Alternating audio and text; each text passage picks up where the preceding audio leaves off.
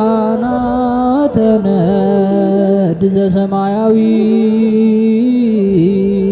ማይፈድ በእንተ በግዑ እቀብዋ ነዛቲ ያዘድ።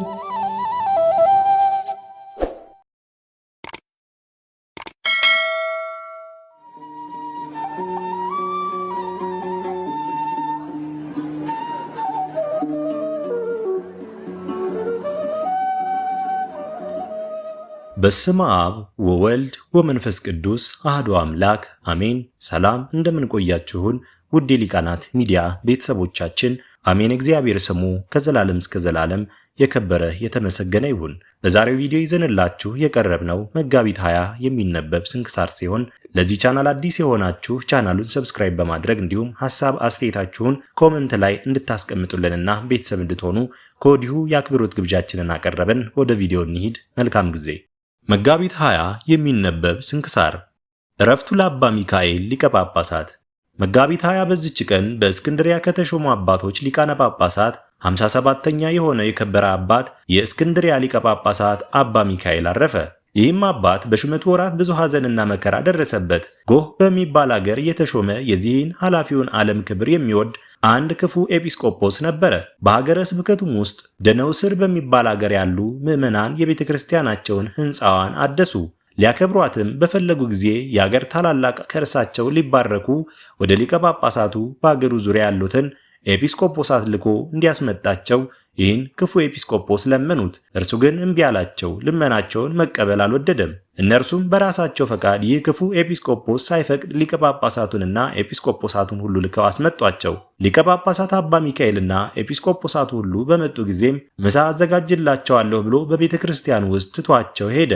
ማርታ ማርታ ብዙ በማዘጋጀት ብዙ ትደክሚያለሽ፣ ግን ጥቂት ይበቃል ያለውን የጌታችንን ቃል አላሰበውም። የቁርባን ጊዜ ሊያልፍ ስለሆነ ሊቃውንቱንና ኤጲስቆጶሳቱ የቅዳሴውን ሥርዓት ይጀምር ዘንድ ሊቀ ጳጳሳቱን ለመኑት። ግድ ባሉትም ጊዜ በሊቀ ጵጵስና ማዕረግና ክብር ተሰይሞ ተነሳ። እርሱ ለሁሉ አባት የሆነ ስልጣኑም ከስልጣናቸው በላይ ነውና ቅዳሴውንም ሥርዓት ጀመረ። ያ ክፉ ኤጲስቆጶስም በሰማ ጊዜ በልቡ ሰይጣን አደረበትና ተቆጥቶ መጣ። መስዋዕቱንም ከመቅደስ ገብቶ ከጻሕል ውስጥ ነጥቆ ወደ ምድር ወረወረው። ሊቀ ጳጳሳቱም ሌላ መስዋዕትን አምጡ ብሎ አዘዘ። አምጥተውለትም ቀድሶ ለሕዝቡ ሥጋውንና ደሙን አቀበላቸውና አሰናበታቸውም። በማግስቱ ይህ አባት አባ ሚካኤል ሕዝቡን ሰበሰበ። ከእርሱ ጋር ያሉትንም ኤጲስቆጶሳት ካህናቱንና የምዕመናንም አንድነት ሰብስቦ ይህ ክፉ ኤጲስቆጶስ ከሹመቱ ሽረው በእርሱ ፈንታ ሌላ ኤጲስቆጶስ ሾሙ። ይህ ለአስቆሮቱ ሰው ለይሁዳ ሁለተኛው የሆነ የምስር አገር ወደሚገዛ ስሙ አህመድ ወልደ በጥሎን ወደ ተባለ ሹም ሄደ። ይህን አባት አባ ሚካኤልን እንዲህ ሲል ነገር ሰራበት። በሊቀ ጳጳሳቱ ዘንድ ብዙ የወርቅና የብር ገንዘብ እንዳለ እንዲሁም አብያተ ክርስቲያናት የወርቅና የብር ንዋየ ቅዱሳትን የተሞሉ እንደሆኑ መኮንን ሆይ እወቅ አለው። መኮንኑም ይህን አባት ወደ እርሱ አስቀርቦ ንዋየ ቅዱሳቱን እንዲሰጠው ፈለገ። እርሱም ሥጋዬን እንደፈለግክ አድርግ፣ ነፍሴ ግን በእግዚአብሔር እጅ ናት ብሎ ከለከለው። እጆቹንና እግሮቹን አስረው በእስር ቤት እንዲጥሉ ታዘዘ። በእስር ቤትም ከ1 ዓመት በኋላ ኖረ። በእስር ቤት ውስጥ በኖረበት መጠን ከለመለመ እንጀራና ከጨው ከበሰለ አተር በቀር ሳይበላ ሁልጊዜ ይጾም ነበር። ከዚህም በኋላ አንድ ጸሐፊ ምዕመን ዮሐንስ የሚባል መጥቶ ለዚህ ለከበረ አባት አባ ሚካኤል ዋስ ሆነው። ለመኮንኑ አባ ሚካኤል 20,000 የወርቅ ዲናር እንዲሰጠው ሆኖ ከወይን ወጥቶ ወደ ቤቱ ሄደ። ጥቂት ቀን ተቀመጠ። ታላላቆች ምዕመናንና የአስቄጥስ ገዳም መነኮሳት 10,000 የወርቅ ዲናር ሰበሰቡ። ደግሞ የእስክንድርያ ሀገር ሰዎች ከምድራቸው አንዱን ለ10,000 ዲናር ሸጡ። 20,000 እስከሚሞላ ሰበሰቡ። ሊቀ ጳጳሳቱም ለመኮንኑ ይህ 20,000 የወርቅ ዲናር ሰጠው። መኮንኑም 10,000 የወርቅ ዲናር እንደ ግብር ሆኖ በየዓመቱ እንዲከፍል ጽፎ አስፈረመው። ጊዜውም ሲቀርብ ይህ አባት አባ ሚካኤል ከምዕመናን ሊለምን ተነስቶ ወጣ። በልበይስ ወደ ተባለም አገር ደርሶ አንዲት ቀን ዋለ። ወደ እርሱም አንድ ምስኪን ድሃ መነኩሴ ገባ። ከሊቀ ጳጳሳቱም ቡራኬ ተቀብሎ ተመልሶ በበር አጠገብ ከረድኡ ጎን ቆሞ አትዘን፣ በልብህ አትተክዝ፣ ከዛሬቱ ዕለት እስከ 40 ቀኖች ትድናለህ፣ በላይህ ያለውን የዕዳ ደብዳቤ ትቀበላለህና ለመኮንኑ ምንም አትሰጠውም ብለህ ለአባት ሊቀ ጳጳሳት ንገረው አለው። ያ ረድኡም እንዳለው ነገረው። ድሃውን መነኩሴ ፈለጉት፣ ግን አላገኙትም። 40 ቀኖችም ሳይፈጸሙ ያ መኮንን በክፉ አሟሟት ሞተ። በእርሱ ፈንታም ልጁ ተሾመ።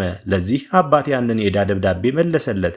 ይህ አባት ድሃው መነኮስ ትንቢት እንደተናገረ ደብዳቤውን ተቀብሎ ቀደደው፣ ከዕዳም ዳነ።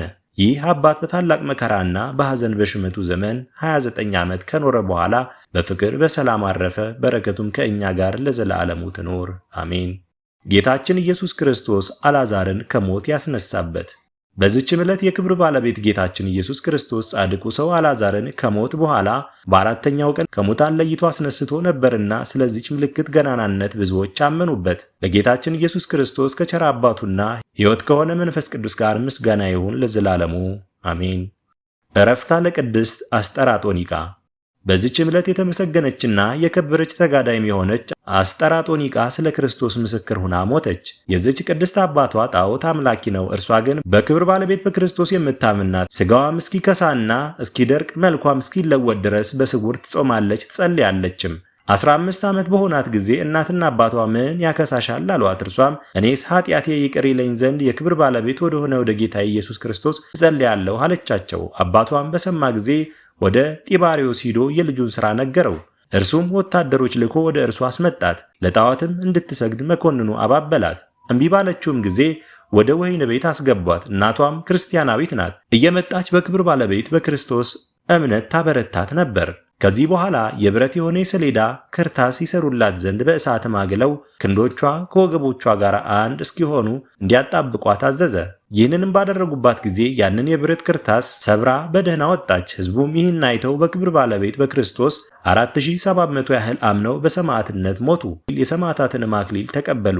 ሁለተኛም ደግሞ ከእስር ቤት አስገቧት። ጥፍሮች ያሏት የብረት በሬ ሰሩላት። ሆዷን ያስወጓት ዘንድ ሊሰቅሏትም ወደ እርሷ አቀረቡት። ይህንንም ባደረጉባት ጊዜ በጌታ ኃይል በሬው ወዲያና ወዲህ ተከፈለ። ሕዝቡም ይህንን ባዩ ጊዜ በክብር ባለቤት በጌታችን 985 ያህል ሰው አምነው በሰማዕትነት አረፉ። ከዚህም በኋላ መርዝን ከተመሉ እባቦች ጉድጓድ ውስጥ ጨመሯት። በጸለየችም ጊዜ እንደ ትቢያ ሆኑ። ሁለተኛም 4 ሰዎች የሚሸከሙትን ከባድ ድንጋይ አምጥተው በአንገቷ ላይ ሰቀሉ። በጸለየችም ጊዜ ድንጋዩ ወደ 3 ተከፈለ።